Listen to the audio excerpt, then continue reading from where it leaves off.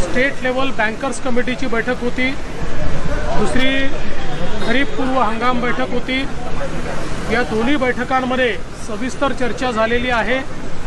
विशेषतः आज आम्ही रिझर्व्ह बँकेच्या प्रतिनिधींना, स्टेट बँकर्स कमिटीला हे सांगितलेलं आहे की प्रत्येक वेळी तुम्ही या बैठकीत सांगता की शेतकऱ्यांवर सिबिलची अट लागू करणार नाही आणि त्यांना सिबिलचं कारण देऊन त्या ठिकाणी तुम्ही कर्ज नाकारता हे खपवून घेतलं जाणार नाही। जे तुम्ही इथे सांगता तेच बँकांनी त्या ठिकाणी पाळलं पाहिजे आणि जर बँका अशा प्रकारे सिबिलची अट टाकणार असतील तर आम्ही त्यांच्यावर FIR दाखल करू आणि हे तुम्ही तुमच्या सगळ्या ब्रँचेसला कळवा असं स्पष्टपणे सांगितलेलं आहे। शेतकऱ्यांना कर्ज मिळण्यातल्या ज्या अडचणी आहेत त्या दूर करण्याचा प्रयत्न केलेला आहे।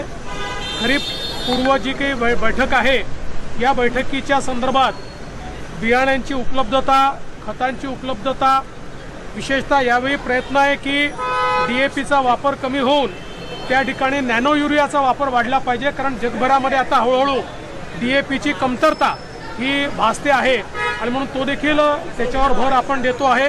तोही प्रयत्न मोठ्या प्रमाणात चाललेला आहे आणि यासोबत वेगवेगळ्या प्रकारे शेतकऱ्यांना पीक विमा पूर्णपणे मिळाला पाहिजे त्याचा आढावा आम्ही घेतलेला आहे। कुठल्याही प्रकारची खरीपाच्या हंगामात त्यांना त्रास होऊ नये। एक अजून महत्त्वाचा मुद्दा, लिंकेजच्या संदर्भात देखील आदेश दिलेले आहेत की लिंकेजच्या संदर्भात केवळ कृषी सेवा केंद्रावर नाही, ज्या कंपनीच्या प्रॉडक्टचं लिंकेज होत आहे त्या कंपनीवर देखील कारवाई करण्याचे आदेश आपण दिलेले